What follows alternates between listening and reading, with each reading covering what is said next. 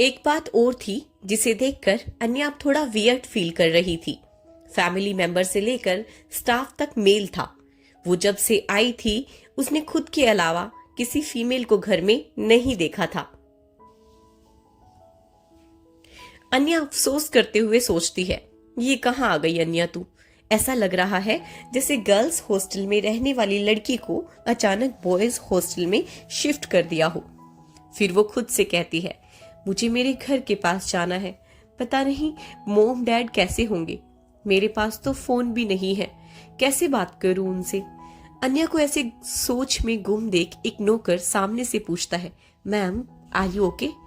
उसकी आवाज सुनकर अन्या अपनी रियलिटी की दुनिया में वापस आ जाती है और फिर ठंडी आह भरते हुए अपने कामों में लग जाती है। अन्या ने जो खीर बनाई सबको वो बहुत पसंद आई और दिग्विजय जी ने खूबसूरत कंगन उपहार के तौर पर अन्या को दिया। चौहान इंडस्ट्री। आज ऑफिस में काफी शांति छाई थी। सब भगवान से अपनी सेफ्टी की दुआ मांग रहे थे। आज किस पर रुद्र का क्रोध फूटेगा कोई नहीं जानता था, इसीलिए सब अपने कामों में ध्यान लगा रहे थे। अमन की तो सांस ही अटकी हुई थी, किस पल उसके जान पर बन जाए। रुद्र अपने कैबिन में एक फाइल पढ़ रहा था, तभी उसके कैबिन का डोर नॉक होता है। वो बिना देखे अंदर आने को कहता है। अमन अपने सारे देवी देवताओं को याद करके एक फाइल और एक पैकेट लेकर रुद्र के कैबिन में जाता है। रुद्र के पास जाकर कहता है, सर ये फाइल आपने मंगाई थी। कोई जवाब न मिलने पर अमन पैकेट टेबल पर रख कर कहता है, और सर ये दादाजी ने आपके लिए भेजा है। ये सुनकर रुद्र उस पैकेट को देखता है, फिर अमन से इशारे में पूछता है, क्या है उस पैकेट में। अमन कहता है, मुझे नहीं पता सर, जैसा दादाजी ने कहा मैं इसे आपके पास ले आया। रुद्र अमन को जाने का इशारा करता है और पैकेट को खोल कर देखता है। उसमें खाने का बॉक्स था। वो देखकर रुद्र कंफ्यूज हो जाता है, सोचने लगता है कि दादाजी ने तो उसके लिए क्यों भेजा होगा। तभी उसके फोन पर एक मैसेज आता है। वो मैसेज भी दादाजी का ही था, जिसे पढ़कर उसकी नजर सीधा बॉक्स पर चली जाती है। मैसेज में लिखा था, बॉक्स तुम तक पहुंच ही गया होगा। इसमें अन्या के हाथ की बनाई हुई खीर है, बहुत स्वाद है। हम सब ने खाई, अब तुम भी खाओ और जाते वक्त अन्या के लिए गिफ्ट लेते आना। रुद्र फोन रखकर खीर के बॉक्स को खोलता है, जिससे बहुत अच्छी महक आ रही थी। उसे देखकर रुद्र के एक्सप्रेशनलेस चेहरे पर एक्साइटमेंट आ जाती है और जल्दी से उसे टेस्ट करता है। एक बाइट खाते ही उसकी आंखों में एक दर्द उभर कर आ जाता है, जिसे उसने आज तक अपने अंदर ही दबा कर रखा था। वो तुरंत खीर को उठाकर डस्टबिन में फेंक देता है, फिर सर को चेयर से टिकाते हुए अपनी आंखें बंद कर लेता है। उसके कुछ दर्द थे जो भुलाए नहीं जा रहे थे। तभी उसकी नजर फाइल पर पड़ती है, जिसे अमन रख कर गया था। रुद्र उस फाइल को उठाता है और देखता है उसमें अन्या की फोटो थी। फाइल में अन्या के बारे में इंफॉर्मेशन थी, जिसे रुद्र ने ही मंगवाई थी। उसे कल रात से बात खटके जा रही थी, आखिर अन्या ने बिना किसी सवाल जवाब के इतनी आसानी से डाइवोर्स पेपर पर साइन कैसे कर दिया और पैसे तक नहीं मांगे। रुद्र की नजर अन्या के फोटो पर टिक जाती है। वो हल्के हाथ से उसे छूता है। उसके जहन में एक बार फिर अन्या से बढ़ती नजदीकी, उसकी आंखें, होठ, सादगी याद आने लगती है। ये सब याद कर करके उसे सुकून मिल रहा था। रुद्र फोटो को साइड रख आगे पढ़ने लगता है। अन्या पढ़ाई के लिए हमेशा बाहर ही रही थी। वो simple and middle class family को बिलोंग करती थी। उसके मम्मी पापा भी काफी सिंपल थे। घर में उनके अलावा उसका एक छोटा भाई भी था। रुद्र बड़े गौर से एक चीज पढ़ रहा था, तभी उसकी नजर एक पेज पर जाती है, जहां अन्या की 3 महीने पहले हुई सगाई का जिक्र था। वो पढ़कर तो रुद्र के होश ही उड़ जाते हैं। वो फाइल को बंद करके टेबल पर पटक देता है और गुस्से से खिड़की के पास जाकर एक सिगरेट जलाते हुए लंबे लंबे कश लेने लगता है। उसके जहन में बस एक ही बात चल रही थी, अन्या की सगाई हो चुकी थी, शायद उससे जिसे वह चाहती हो, इसलिए उसने इतनी आसानी से पेपर्स पर साइन कर दिए। शायद वो जल्द से जल्द इस रिश्ते से आजाद होना चाहती हो। रुद्र को न जाने क्यों ये बात सोचकर गुस्सा आ रहा था कि अन्या के दिल में पहले से कोई और है। वो उसकी लाइफ में किसी और के होने की बात बर्दाश्त नहीं कर पा रहा था। डाइवोर्स की शर्त तो उसने ही रखी थी, लेकिन ये बात अब खलने लगी थी। सिगरेट खत्म होते ही अपना फोन उठाता है, एक मैसेज टाइप करके रख देता है। वहां दूसरी तरफ दिग्विजय जी अन्या को घर की चीजों से रूबरू कराते हुए कौशल्या राय चौहान की फोटो के आगे खड़ा करते हुए कहते हैं, ये है रुद्र की माँ कौशल्या राय चौहान। अन्या बड़ी गौर से उस तस्वीर को देख रही थी। तस्वीर काफी खूबसूरत थी। उनकी आंखें देखकर अन्या को रियलाइज होता है कि रुद्र को अपनी माँ से इतनी खूबसूरत आंखें मिली है। दादाजी आगे कहते हैं, 25 साल पहले एक हादसे में गुजर गई थी। तब से सिर्फ एक मकान बनकर रह गया है, जिसे अब घर तुम्हें बनाना है। रेहान ने अपनी माँ को बस तस्वीर में ही देखा है। उसे तो ये मौका तक नहीं मिला कि वो अपनी माँ की गोद में खेल सके। कौशल्या के जाने के बाद लगभग सब कुछ बिखर गया, जिसे अब तुम्हें संभालना है। ये बोलते हुए दादाजी भरोसे के साथ अन्या को देखते हैं। अन्या को कुछ समझ नहीं आ रहा था वो क्या करे, पर दादाजी के भरोसे को देख वो बस अपना सर हाँ में हिला देती है। दादाजी उसे आगे चलने के लिए कहते हैं, तुम्हें इस घर की बहू के साथ साथ रुद्र की पत्नी भी बनना होगा और इस वंश को आगे बढ़ाना होगा। ये सुनकर अन्या के कदम रुक से जाते हैं। उसके दिमाग में रुद्र की कल रात हुई बात याद आ जाती है। तुम इस घर की बहू तो बन सकती हो, पर मेरी पत्नी बनने की कोशिश कभी मत करना। ये याद आते ही अन्या के चेहरे पर परेशानी के भाव आ जाते हैं। वो खुद से कहती है, वाह अन्या, क्या किस्मत है तेरी। पोते ने पहले ही दिन डाइवोर्स पेपर दे दिए और दादाजी परदादाजी बनने का सपना देख रहे हैं। दिग्विजय जी अन्या को रुकते हुए पीछे पलटते हैं। उसके चेहरे के भाव से साफ पता चल रहा था उनकी बात सुनकर वो दुविधा में थी, जिसे दिग्विजय जी अच्छे से समझ रहे थे। वो अन्या को अपने कमरे में आने का कहते हैं। अन्या उनकी आवाज सुनकर होश में आती है, फिर जल्दी से उनके कमरे में जाती है। दादाजी उसे बैठने का इशारा करते हैं और अपने रोबदार लहजे में कहते हैं, मुझे पता है तुम्हें क्या परेशानी है। उनकी बात सुनकर अन्या कुछ हैरान परेशान से उन्हें देखती है। तभी वह आगे कहते हैं, जहां तक मैं अपने पोते को जानता हूँ, उसने तुम्हें पहली रात को ही शादी को मानने से इनकार कर दिया होगा, है ना। दादाजी की बात सुनकर अन्या और भी ज्यादा परेशान हो जाती है। उसे अब डर लगने लगा था, क्योंकि रुद्र ने उसे साफ तौर पर कहा था कि अगर ये बात किसी को पता चलेगी तो वो उसे मार डालेगा। ये सब याद कर वो जल्दी से अपना सर ना में हिलाते हुए घबराई टोन में कहती है, नहीं नहीं, ऐसा बिल्कुल नहीं कहा उन्होंने। अन्या के ऐसे बोलने पर दादाजी मन ही मन उसे देखकर मुस्कुरा देते हैं। वो आगे बात बढ़ाते हुए कहते हैं, दादा हूं मैं उसका, बचपन से अब तक उसे देखा है। उसकी हर सोच, हर चीज की खबर रहती है मुझे, इसलिए तुम्हें झूठ बोलने की जरूरत नहीं है। दिग्विजय जी के ऐसा कहने पर अन्या मासूमियत से उन्हें देखती है। वो आगे कहते हैं, वो माने या ना माने, तुम अब उसकी पत्नी हो और इस बात को तुम्हें उससे स्वीकार कराना होगा। तुम्हें उसके दिल में अपने लिए वो जगह बनानी होगी जो एक पत्नी की होती है। इसके लिए तुम्हें दरवाजे पर दस्तक होने से दादाजी और अन्या की बात बीच में ही अधूरी रह जाती है। कमरे में रेहान और तविश एंटर करते हैं।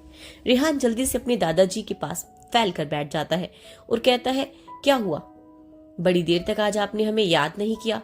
आपने हमारे लिए दादी डार्लिंग ढूंढ ली क्या। उसकी बात सुन दिग्विजय जी उसके सर पर जोर की चपत लगाते हुए कहते हैं, तुम कभी सीधी बात नहीं कर सकते। रेहान अपने दादाजी को देखकर सीधे बैठता है, फिर अपने दांत दिखाते हुए कहता है, लो बैठ गया, अब बताओ। रेहान की ऐसी हरकत देख अन्या के चेहरे पर मुस्कान आ जाती है। दिग्विजय जी उसे घूरते हुए देखकर कहते हैं, तुम्हें मेरा एक काम करना होगा। रेहान अपने हाथ खड़े करते हुए कहता है, देखो दादू, लव लेटर मैं नहीं पहुंचा सकता, आपको खुद ही हमारी फ्यूचर दादी को पटाना होगा। कहीं मैंने दिया और वो मेरी चाम में फंस गई तो आपका क्या होगा भला। रेहान की ऐसी मजाकिया बातें सुनकर अन्या और तविश की हंसी छूट रही थी, पर दिग्विजय जी उसे गुस्से में घूरते हुए अपनी छड़ी उठा लेते हैं। रेहान के पैर मारने ही वाले थे कि वो फुदक कर अन्या के पीछे छुप जाता है। आह भाभी बचाओ, ये बाबा मुझ जैसे छोटे बच्चे पर जुल्म कर रहे हैं। दिग्विजय जी अपनी छड़ी को साइड करके रेहान से गुस्से में कहते हैं, तुम वहां क्यों छुप रहे हो, अभी तो बहुत बदतमीजी दिखा रहे थे। रेहान अन्या के पीछे से निकल अपने दांत दिखाते हुए कहता है, उस वक्त आपका ये शाही हथियार जो आपके पास नहीं था। वैसे आपने मुझे आज शाही हथियार के दर्शन करने के लिए बुलाया है। रेहान की बात सुन दादाजी को अपनी अधूरी बात याद आती है। वो रेहान को घूरते हुए वापस बैठकर कहते हैं, नहीं, कुछ जरूरी काम था तुमसे। रेहान की बात सुन दादाजी आश्चर्य से पूछते हैं, कहाँ गया वो। रेहान मुंह बनाते हुए कहता है, भाई तो लंदन गए हैं। कितने दिनों के लिए ये पता नहीं, और तो और मुझे ऑफिस जाने का फरमान सुनाकर गए। अब मैं नन्ही सी जान उन मोटी मोटी फाइलों के बीच क्या करूंगा? पर मेरी तो यहाँ किसी को कोई फिक्र ही नहीं है। वहीं अनिया ने जब रेहान के मुंह से रुद्र के चले जाने की बात सुनी, उसे बिल्कुल भी अच्छा नहीं लगा। लेकिन उसने तो इस रिश्ते से कोई उम्मीद न रखने का फैसला किया था। वो अपने मन को मनाते हुए कहती है, अच्छा हुआ चला गया, अब तुझे रोज रोज उसकी अक्कड़ भारी शक्ल नहीं देखनी पड़ेगी। भगवान करे वो 1 साल तक ना आए, वरना हर वक्त मुझे अपनी काली काली आंखों से घूरता रहेगा। रुद्र के जाने की बात सुन दादाजी अपनी छड़ी पर जोर देते हुए अपने मन में कहते हैं, ये लड़का कभी नहीं सुधरेगा। मैं जानता हूँ जानबूझकर भाग के गया है। मैं भी उसका दादा हूँ, देखता हूँ कितने दिन बचेगा। फिर दादाजी रेहान की सारी बात इग्नोर कर आगे कहते हैं, ठीक है, तुम्हारे पास 1 हफ्ता है। अन्या को अपने भाई की पसंद बनाने में हेल्प करो। ऑफिस जाने की कोई जरूरत नहीं है। रेहान ये सुनकर मन ही मन उछल पड़ता है, लेकिन अपने दादा के सामने मायूस सा चेहरा बनाते हुए कहता है, लेकिन दादाजी भाई। दादाजी कहते हैं, उसे मैं देख लूंगा, कुछ कहे तो कह देना मैंने मना किया है। रेहान अन्या और तविश को देख आंख मारता है। तविश उसे देख मन में कहता है, 1 नंबर का नौटंकी, इसे अच्छे से पता है किससे कैसे अपनी बात मनवानी है। रेहान जल्दी से खड़ा होकर अन्या को अपने साथ ले जाते हुए कहता है, जल्दी चलो भाभी, वरना बाबा का मूड कब फिर जाए कोई बता नहीं सकता। अन्या तो बस रेहान की नौटंकी देख मुस्कुरा रही थी। अन्या अपनी भारी भरकम साड़ी संभालते संभालते कमरे में आती है। तभी उसकी नजर बेड पर पड़ी रुद्र की शर्ट पर जाती है, जिसके बटन आज सुबह अन्या के खींचने के कारण टूट गए थे। वो शर्ट को उठाती है, फिर प्यार से उस पर हाथ फेरकर उससे आ रही खुशबू को महसूस करने लगती है। उसे वो खुशबू काफी जाने पहचाने लग रही थी, जैसे उसके अतीत से कुछ जुड़ा हो। कमरे का दरवाजा खुलता है और रेहान और तविश बेधड़क अंदर आ जाते हैं। रेहान मुस्कुराते हुए कहता है, भाभी डार्लिंग। रेहान की आवाज सुनकर अन्या तो एक पल के लिए डर जाती है और उसके हाथ से वो शर्ट छूट जाती है, जिसे रेहान देख लेता है। अन्या हड़बड़ाते हुए शर्ट को उठाकर साइड में रखती है। रेहान ये देखकर एक शरारती मुस्कान के साथ जल्दी से वो शर्ट उठाकर कहता है, यार तविश, ये तो भाई की शर्ट है ना, लगता है कोई उन्हें बहुत मिस कर रहा है। रेहान की बात सुन तविश भी हंस देता है, लेकिन अन्या एम्बेरस फील करती है। वो नजरें चुराते हुए कहती है, ऐसा कुछ नहीं है, वो तो बस शर्ट नीचे गिरी तो मैं उठा रही थी। रेहान ये सुनकर कहता है, ओ उठा रही थी। उसके ऐसा बोलने पर तो अन्या एम्बेरसमेंट के कारण दबी जा रही थी। उसे समझ नहीं आ रहा था कि वो क्या करे। अन्या का चेहरा देख रेहान और तविश की हंसी छूट जाती है। तविश आगे बढ़कर रेहान के सर पर चपत लगाते हुए कहता है, रिलैक्स भाभी, ये रेहान तो बस मजाक कर रहा था, आप इसकी बात को ज्यादा सीरियसली मत लिया करो। रेहान मुंह बनाते हुए तविश को देखते हुए कहता है, तो क्या तेरी बात को सीरियसली लिया करे? फिर वो अन्या की तरफ मुड़कर कहता है, भाभी चलें? अन्या उससे पूछती है, कहाँ? रेहान मजाकिया लहजे में कहता है, रुद्र भाई की नगरी में। अन्या इतना तो समझ गई कि रेहान उसको फिर से छेड़ रहा है, लेकिन वो उसकी बात का मतलब ना समझने पर असमंजस में कहती है, मतलब? रेहान मुस्कुराते हुए अन्या का हाथ पकड़कर आगे चलते हुए कहता है, मतलब शतलब हम रास्ते में डिस्कस कर लेंगे, पहले हमें यहाँ से जल्दी चलना होगा, क्योंकि अगर दादाजी ने हमें अपने काम में देर करते देख लिया तो उनका शाही हथियार मुझ पर चल जाएगा, इसलिए जल्दी चलो भाभी। रेहान अन्या को विला से बाहर ले गया। तविश भी ठीक उनके पीछे आ रहा था। अन्या को समझ नहीं आ रहा था कि वो जा कहाँ रहे हैं, लेकिन जब से वो आई थी उसके चेहरे पर अगर किसी की बातों से मुस्कान आई थी तो वो रेहान था। रेहान ने उसे काफी कंफर्टेबल फील कराया। उसे ऐसा बिल्कुल नहीं लगने दिया कि वो किसी शहर में अनजान लोगों के बीच में थी। रेहान, तविश और अन्या के साथ कार में बैठकर वहां से निकल जाता है। रास्ते भर रेहान अपनी बकबक और मजाक से अन्या को हंसाता रहता है। वक्त कब बीता और रास्ता कैसे कटा अन्या को पता ही नहीं चला। लगभग 1 घंटे बाद रेहान ने शहर के सबसे बड़े बुटीक के शोरूम के बाहर कार रोकी। वो बड़े प्यार से अन्या को अंदर लेकर गया। अन्या तो बस आंखें फाड़े चारों तरफ देख रही थी। एक मिडिल क्लास लड़की के लिए ऐसी जगह पर आना तो एक सपना ही था, लेकिन अब वो मिसेस रुद्र राय चौहान थी, जो पूरे देश का नहीं बल्कि पूरे एशिया का सबसे अमीर और पावरफुल इंसान था, जिसके आगे मंत्री, बिजनेसमैन और अंडरवर्ल्ड के लोग भी झुकते थे। रुद्र ने इस मुकाम पर पहुंचने के लिए बहुत मेहनत की थी, यहाँ तक कि उसने खुद को भी भुला दिया था। अब उसके पास सब था, पैसा, पावर, नाम, शोहरत, लेकिन जो नहीं था वो था सुकून और खुशी। रेहान अन्या को वीआईपी एरिया में ले जाता है, जहां 2 लाइन में स्टाफ खड़े होकर उनका स्वागत कर रहे थे। रेहान ने अन्या के लिए पूरा स्टोर बुक कर दिया था ताकि उसकी भाभी को कोई तकलीफ या ऑकवर्ड फील ना हो। रेहान वहां के स्टोर मैनेजर को इंस्ट्रक्शन देता है और अन्या को अपने साथ ले जाने का इशारा करता है। अन्या अपने सामने खड़ी सेल्स गर्ल के हाथों में पकड़े ड्रेसेस को देख रही थी। उसकी तो आंखें खुली की खुली ही रह गई। सारी ड्रेसेस एक से बढ़कर एक थी। अन्या तो उन्हें देखकर शर्म से पानी पानी हो रही थी। पहनना तो बहुत दूर की बात है, किसी का नेक डीप था तो कोई थाई से रिवीलिंग थी, तो किसी का बैक नहीं था, तो कोई बस नाम की ड्रेस थी। अन्या सारे कपड़े तो बिल्कुल नहीं पहन सकती थी। स्टोर मैनेजर अन्या को वो सारी ड्रेसेस ट्राई करने को कहता है तो अन्या बिना कोई जवाब दिए चुपचाप बाहर आ जाती है। रेहान और तविश की नजर अन्या के हैरान परेशान चेहरे पर जाती है तो वो भी जल्दी से उसके पास आते हैं। रेहान फिक्र भरे लहजे में पूछता है, भाभी क्या हुआ, आप ऐसे बाहर क्यों आ गई, ड्रेस पसंद नहीं आई क्या? उनकी बात सुनकर अन्या नम आंखों से कहती है, रेहान मैं ऐसे कपड़े नहीं पहनती, और अगर तुम्हारे भाई को जिस्म की नुमाइश करने वाली लड़कियां पसंद हैं तो मैं उनकी पसंद कभी नहीं बन सकती। मुझे ये सब बिल्कुल अच्छा नहीं लगता। अन्या की बातें सुनकर रेहान को रियलाइज होता है कि अनजाने में उसने अन्या को बाकी लड़कियों जैसा समझ लिया था, लेकिन अन्या अलग थी। वो अपने कान पकड़ मासूमियत से कहता है, सॉरी भाभी, मुझसे गलती हो गई। मेरे रुद्र भाई ऐसे नहीं है, वो किसी को कपड़ों से जज नहीं करते। ये मेरी बेवकूफी और नादानी से हुआ है, प्लीज मुझे माफ कर दो और आप ऐसे रो मत प्लीज। अन्या जल्दी से उसका हाथ कान से हटाते हुए कहती है, कोई बात नहीं। रेहान फिर हल्का मुस्कुराते हुए अन्या के कंधों पर अपने हाथ रखते हुए कहता है, तो फिर हम अपनी शॉपिंग कंटिन्यू करते हैं और कुछ अच्छा सिलेक्ट करते हैं। अन्या भी स्माइल करते हुए हाँ में सर हिला देती है। रेहान और तविश ने मिलकर पूरे स्टोर के अच्छे अच्छे और अन्या की पसंद के हिसाब से कपड़े छान मारे। चारों तरफ अन्या और बीच में रेहान और तविश थे।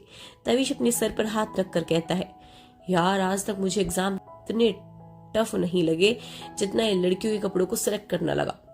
रेहान उसकी बात सुनकर कपड़े देखते हुए कहता है, यार कह तो सही रहा है, पर फिलहाल अपने पास और कोई चॉइस भी नहीं है, चल जल्दी कर। अन्या अंदर रूम में ढेर सारे ड्रेसेस ट्राई करके रेहान और तविश को दिखती है। सारे ड्रेसेस में अन्या काफी खूबसूरत लग रही थी। लास्ट में जब अन्या ने एक रेड कलर का गाउन पहन के आती है तो रेहान, तविश, सारे एम्प्लॉयज अन्या को देखकर दंग रह जाते हैं। रेहान ने चुपके से अन्या की वो फोटो लेकर रुद्र को भेज दी और कैप्शन में लिखा, beauty in red, you missed it. Rehan ने उसके लिए काफी सारे कपड़े पैक कराए और घर पर डिलीवर करने के लिए कह दिया। रेहान और तविश अन्या को रुद्र के फेवरेट रेस्टोरेंट में ले गए, जो कि अभय का ही था। अभय काम से बाहर था, इसलिए वो उन लोगों को ज्वाइन नहीं कर सका, लेकिन तविश और रेहान को सब पहचानते थे, इसलिए सबने उन्हें वही एरिया प्रोवाइड किया जो रुद्र हमेशा बुक करता है। कुछ ही वक्त में अन्या उन दोनों से काफी दोस्त तरीके से खुल गई थी। ऐसे उस अनजान शहर में 2 नए दोस्त मिल गए थे तो वो भूल गई थी कि जिस रिश्ते की आड़ में उसे खुशियां मिल रही है ये सिर्फ कुछ वक्त के लिए है। रेहान और तविश ने अन्या को रुद्र की पसंद नापसंद से रूबरू कराते हुए अपना खाना फिनिश किया। फिर वो जल्दी से अपने आगे की मंजिल के लिए बढ़ गए। उनका नेक्स्ट स्टॉप था एक बड़ा सैलून एंड स्पा। अन्या को मेकअप की इतनी जरूरत तो नहीं थी, लेकिन थोड़े चेंज के लिए रेहान और तविश ने उसका मेकओवर कराया। मेकओवर के बाद जब अन्या रेहान और तविश के सामने आई तो दोनों अपना मुंह खोले उसको देखे जा रही थी। अन्या उनका ऐसा रिएक्शन देखकर टेंशन में कहती है, क्या हुआ, मैं अच्छी नहीं लग रही हूँ, तुम लोग ऐसे क्यों देख रहे हो? रेहान अपना फोन निकालकर किसी को कॉल करते हुए कहता है, मुझे लगता है कि मुझे भाई के लिए हॉस्पिटल में एक वीआईपी रूम बुक करा लेना चाहिए। उसकी बात सुन अन्या परेशानी से कहती है, पर क्या हुआ, वो ठीक तो है ना? रेहान सीरियस वे में कहता है, भाभी आप लग ही इतनी खूबसूरत रही हो कि भाई का तो सच में हार्ट फेल होने के चांसेस बढ़ जाएंगे, रिस्क नहीं लेना चाहिए। तभी तविश हंसते हुए कहता है, भाभी इसका मतलब है आप बेहद खूबसूरत लग रही हैं। ये ऐसे ही फालतू तरीके से कॉम्प्लीमेंट देता है। रेहान तविश को घूरते हुए कहता है, अच्छा बच्चू, मैं फालतू बात करता हूँ, रुक अभी अभय भाई को फोन करके उस लैला के बारे में बताता हूँ जिसके चक्कर में तू मजनू बने फिर रहा था।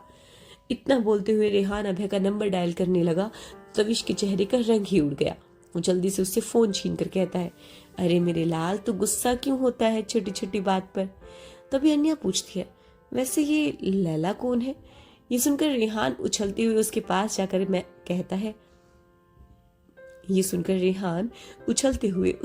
जाकर कहता है, मैं बताती हूँ भाभी। वो इतना ही कहता है कि तविश पीछे से उसका मुंह बंद करके कहता है, कोई नहीं भाभी, ये तो बस कुछ भी कहता है, आप इसकी बातों पर ज्यादा ध्यान मत दो। रेहान खुद को उसकी पकड़ से छुड़ाकर अन्या का हाथ पकड़कर उसे जल्दी से वहां से ले जाते हुए कहता है, अरे भाभी आप मेरी सुनो। तविश भी भागकर उनके पीछे आने लगता है। वो तीनों चूहे बिल्ली की तरह एक दूसरे के पीछे थे।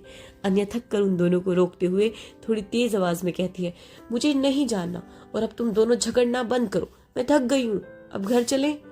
अन्या के ऐसे कहने पर दोनों अच्छे बच्चे की तरह शांत होकर बस अपना सर हाँ में हिला देते हैं। फिर तीनों घर के लिए निकल जाते हैं। वहीं लंदन में Rudra back to back meetings attend कर रहा था। तभी किसी को कॉल करने के लिए वो जैसे ही फोन उठता है तो वो उसे रेहान का एक मैसेज दिखाई देता है। वो मैसेज ओपन करता है और देखता ही रह जाता है। उसकी नजर मैसेज में आए फोटो पर जाती है और उसकी नजरें वहीं पर टिक जाती है। रुद्र को होश नहीं था कि वो कितनी देर एकटक अन्या की फोटो में खोया बैठा था।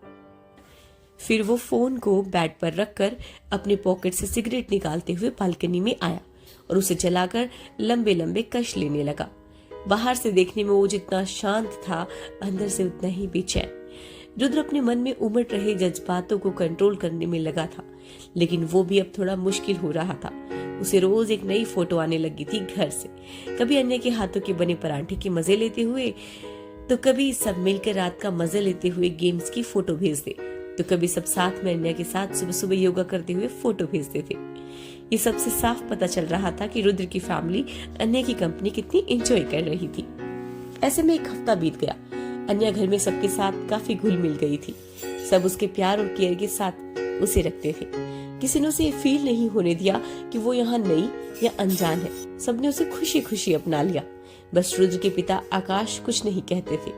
वो बस शांति से अपने घर में 25 साल से हो रही चीजों को बदलते देख रहे थे। जहाँ कभी उनकी कौशल्या जी की हंसी गूंजा करती थी, और वहाँ अन्य की हंसी गूंज रही है। रात के करीब 11 बजे थे। चौहान मेंशन का बड़ा सा दरवाजा खुलता है और उसके अंदर 2 काले रंग की कार एंटर होती है। बॉडीगार्ड ने कार का दरवाजा खोला। रुद्र बाहर निकला और बिना कुछ कहे अंदर की ओर चल दिया। इस वक्त घर के सारे लोग अपने कमरे में थे और किसी को रुद्र के आज घर वापस आने का कोई अंदाजा नहीं था, यहाँ तक कि अन्या को भी नहीं। वो तो कहीं न कहीं ये भूल ही जाना चाहती थी कि वो उस शैतान से रिश्ते में बंद कर यहाँ रह रही है। रुद्र अपने कमरे की ओर जाता है और धीरे से दरवाजा खोलता है। अंदर हर तरफ अंधेरा था। बस एक छोटी नाइट लैंप ऑन थी जो उसके बेड के पास चल रही थी। कमरे में आते ही रुद्र को एक नई सी खुशबू से उसे चारों तरफ घेर लिया था। उसकी नजर सीधा बेड पर सुकून से सो रही अन्या पर जाती है, जिसे देखकर वो अपनी कदम उसकी ओर बढ़ाता है। जैसे जैसे रुद्र अन्या की तरफ बढ़ रहा था, वैसे वैसे वो रिलैक्सिंग महसूस कर रहा था। अन्या बड़े आराम से बेफिक्र सो रही थी, जिसे देख रुद्र को अंदर से चिढ़ मच रही थी। वो खुद से कहता है, मेरी नींद हराम करके खुद चैन से सो रही है, ऐसा कैसे मैं ये होने नहीं दे सकता। ये बोलते वक्त उसके चेहरे पर एक डेविल स्माइल थी। वो बिना देरी किए उसका ब्लैंकेट हटाकर जमीन पर फेंक देता है। उसकी धड़कनें बढ़ जाती है। रुद्र अन्या की ओर अट्रैक्ट हो रहा था। उसकी नजरें अन्या के मासूम चेहरे पर फिसल रही थी, लेकिन वो जल्दी से अपने मन में आ रहे ख्यालों को रोककर अन्या को अपनी गोद में उठा लेता है और गुस्से में अन्या को कमरे की बालकनी से एक 4 फीट के घास के बने कारपेट पर जोर से पटक देता है। ऐसे अचानक से होने पर अन्या की नींद में ही दर्द से करहा निकल जाती है। वो अपनी आंख खोलकर अपनी कमर को सहलाते हुए अपने आसपास देखती है, पर ये क्या, वो तो बेड पर सो रही थी, फिर बालकनी में कैसे आई। ये सोचते हुए उसकी नजर सामने 2 लंबी लंबी टांगों पर जाती है। अन्या कंफ्यूज सा चेहरा बनाकर जैसे ही ऊपर देखती है तो हैरान रह जाती है, क्योंकि उसके सामने रुद्र खड़ा था। वो सोच में पड़ जाती है कि रुद्र लंदन से कब आया और वो उसे यहाँ बालकनी में क्यों लेके जाएगा। अन्या कुछ कहती कि रुद्र पहले ही नीचे बैठकर उसको घूरते हुए कहता है, लगता है तुम्हें हमारी शादी के रूल से एक बार फिर याद दिलाने की जरूरत पड़ेगी। रुद्र के ऐसा कहने पर अन्या अपनी लड़खड़ाती जबान से कहती है, लेकिन मैंने तो कुछ भी कॉन्ट्रैक्ट के अगेंस्ट नहीं किया ना। रुद्र अन्या के करीब बढ़ने लगता है, जिससे अन्या खुद ब खुद डर से पीछे हटने लगती है और बालकनी की दीवार से टकरा जाती है। रुद्र अपने दोनों हाथ उसके तरफ रखते हुए कहता है, मैंने तुमसे कहा था ना कि मेरी पत्नी बनने की कोशिश मत करना, तो फिर तुम मेरी गैर मौजूदगी में मेरे बेड पर क्या कर रही थी। रुद्र के बोलने पर अन्या उसे देखती है। वो दोनों इस वक्त काफी करीब है। अन्या उसके इस तरह करीब होने से काफी अनकंफर्टेबल फील कर रही है। रुद्र उसे गुस्से में कहता है, तुम्हारी सजा यही है कि आज तुम ठंड में यही सोओगी। और हाँ, आखिरी बार कह रहा हूँ, मुझसे और मेरी चीजों से दूर रहना। एक बात और, मेरी पत्नी बनने की कोशिश भी मत करना, क्योंकि तुम उस लायक नहीं हो, समझी। इतना कहकर रुद्र गुस्से में अन्या को वैसे ही छोड़कर अंदर चला जाता है और डोर लॉक कर देता है। रुद्र के जाने के बाद अन्या खुद की हालत देखती है। बाहर ठंड थी। अन्या के कपड़े उस ठंड के लिए काफी नहीं थे। वो उदास नजरों से दरवाजे की ओर देखती और कहती है, मैं लायक नहीं हूँ। सही कहा, मैं लायक नहीं हूँ। तुम्हारी क्या किसी की पत्नी बनने के लायक नहीं हूँ। किसी ने मुझे उस लायक छोड़ा ही नहीं। कुछ दिनों के लिए मैं अपनी औकात ही शायद भूल गई थी, जो तुमने एक पल में मुझे याद दिला दी। मैं कैसे भूल गई कि खुशियां मेरी जिंदगी से कब की रूठ गई है। मैंने जो भी अपनी लाइफ में चाहा वो मुझे कभी नहीं मिला। तुम चिंता मत करो, मैं कभी तुम्हारी पत्नी नहीं बनूंगी। इतना बोलते बोलते वो खुद को घुटनों में समेट कर वहीं बालकनी में कोने में बैठ गई। अनजाने में कहीं रुद्र की बातों ने अन्या को अपने अतीत के दर्द से फिर से रूबरू करा दिया था, जिसे वो शायद भूल चुकी थी। रुद्र वॉशरूम से फ्रेश होकर बेड की बजाय सोफे पर लेट जाता है, क्योंकि बेड पर अन्या की खुशबू थी जो उसे बेचैन कर रही थी। उसने अन्या से बहुत कुछ कह दिया था, लेकिन उसे न जाने क्यों अब अच्छा नहीं लग रहा था। उसका ध्यान बार बार न चाहते हुए भी बाहर बालकनी की ओर जा रहा था। वो खुद को बड़ी मुश्किल से उसके पास जाने से रोक रहा था। दोनों की रातें जगते हुए बीती, अन्या की ठंड से तो रुद्र की बेचैनी से। बेचैन रुद्र सुबह सुबह आकर बेड पर सो जाता है। अन्या की खुशबू से उसकी बेचैनी को सुकून मिलता है, जिससे उसे तुरंत नींद आ जाती है। अन्या सुबह जैसे ही उठने की कोशिश करती है, पर उसकी कमर और पीठ में काफी जोर का दर्द होता है। वो अपने होंठ को दांतों से चबाकर दर्द बर्दाश्त करने की कोशिश करती है और जैसे तैसे उठकर बालकनी से कमरे के दरवाजे तक जाती है, जो कि खुला था। रुद्र ने रात को ही खोल दिया था। अन्या अंदर आती है तो उसकी नजर बेड पर लेटे रुद्र पर जाती है, लेकिन वो अपनी नजर तुरंत उससे फेर कर वॉशरूम की ओर भट जाती है। तैयार होकर अन्या मिरर के सामने अपनी मुरझाई चेहरे को देखती है और उसके आंसू छलक जाते हैं। अन्या अपने आंसू पोंछकर चेहरे पर झूठी मुस्कान लाती है और तैयार होने लगती है। अन्या ने आज आसमानी रंग की हल्की साड़ी पहनी थी। माथे पर बिंदी, हाथ में चूड़ा, गले में रुद्र के नाम का मंगलसूत्र, होठों पर हल्की लिपस्टिक और मांग में रुद्र के नाम का सिंदूर। बस इसी सादगी अन्या की खूबसूरती में 4 चांद लगा दिए थे। वही रुद्र बेड पर लेटे लेटे अन्या की खूबसूरती में एक बार फिर खो गया। उसका दिल अन्या के लिए धड़कने लगा था। वो ना चाहते हुए भी उसे नफरत नहीं कर पा रहा था, बल्कि उसकी तरफ अट्रैक्ट हुए जा रहा था। अन्या तैयार होकर बिना रुद्र को देखे चुपचाप कमरे से निकल जाती है। रुद्र ने उसे रोते हुए देख लिया था और यही बात उसके अंदर हलचल पैदा कर रही थी। वो खुद को अन्या के बारे में सोचने से रोक नहीं पा रहा था। अन्या नीचे किचन में सबके लिए नाश्ता बना रही थी। अब वो सबकी पसंद को समझने लगी थी। डाइनिंग एरिया में अभय, रेहान, दादाजी, तविश, शौर्य और आकाश मौजूद थे। अन्या सबको उनकी पसंद का ब्रेकफास्ट सर्व करती है। अन्या बार बार अपनी कमर पर हाथ रख रही थी। उसके चेहरे पर दर्द साफ झलक रहा था। रेहान ये नोटिस कर लेता है और पूछता है, क्या हुआ भाभी, आप ठीक हो? रेहान की बात सुन सबका ध्यान अन्या पर जाता है। अन्या अपने दर्द को छुपाते हुए स्माइल करते हुए कहती है, नहीं मैं ठीक हूँ, बस हल्का कमर में दर्द है। ये सुन दादाजी कहते हैं, क्या हुआ बेटा, तुम्हें कल रात नींद नहीं आई? अन्या का चेहरा तो काफी थका थका लग रहा है। अन्या जल्दी से खुद को नॉर्मल दिखाते हुए कहती है, नहीं नहीं दादाजी, ऐसी कोई बात नहीं है। तभी अभय अपनी कॉफी का सिप लेते हुए कहता है, वैसे आज सुबह मैंने जियान को देखा, तो इसका मतलब है कि रुद्र भी घर आ चुका है। जियान रुद्र का पर्सनल बॉडीगार्ड था, जो हर वक्त उसके साथ रहता था। अभय का इतना कहना ही था कि सबकी नजरें अचानक से अन्या की तरफ मुड़ जाती है। दादाजी सवालिया नजरों से अन्या से पूछते हैं, क्या ये सच है? वो नालायक वापस आ गया? अन्या दादाजी का सवाल सुनकर अन्या रुद्र के कल के बिहेवियर के बारे में सोचने लगती है। तभी शौर्य कुछ सोचकर मजाकिया अंदाज में कहता है, अच्छा अब समझ आया कि आज भाभी इतनी थकी हुई क्यों है। वहाँ बैठे सब शौर्य की बात समझ मुंह दबाकर हंसने लगे। अन्या को उसकी बात सुन जल्दी से किचन का बहाना बनाकर भाग जाती है। तभी शौर्य पीछे अन्या को आवाज देते हुए कहता है, अरे भाभी आप कहाँ चली? इस बात पर सब लोग खुलकर हंसने लगे। वही रुद्र तैयार होकर चुपचाप बिना किसी से मिले ऑफिस जाने के लिए बाहर आता है। उसकी जहन में अन्या का चेहरा अब भी घूम रहा था, जिसके बारे में सोच सोचकर अब उसे गुस्सा आने लगा था। वो कार के अंदर जाने ही वाला होता है कि एक नौकर उसे रोकता हुआ कहता है, छोटी मैडम ने आपको नाश्ते के लिए बुलाया है। ये सुनकर रुद्र अपनी आंखें छोटी करके उस नौकर को घूरते हुए कहता है, छोटी मैडम? वो उसकी बात इसलिए दोहरा रहा था क्योंकि आज तक किसी ने रुद्र को इस तरह नहीं टोका था, सिवाय दादाजी के। नौकर अपने कदम डर से पीछे लेकर नजरें झुकाए कहता है, जी सर, सब आपका वेट कर रहे हैं।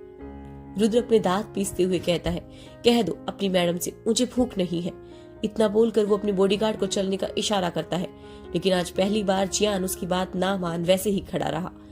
रुद्र जब जियान का कोई रिस्पॉन्स नहीं देखता तो उसे गुस्से में कहता है, अब तुम्हें क्या अलग से इन्विटेशन दूं चलने को?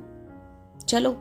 रुद्र के ऐसे कहने पर जियान अपना सर झुकाकर नरमी से कहता है, सर हम नहीं जा सकते जब तक आप नाश्ता नहीं कर लेते। ये हमारी मैडम का ऑर्डर है।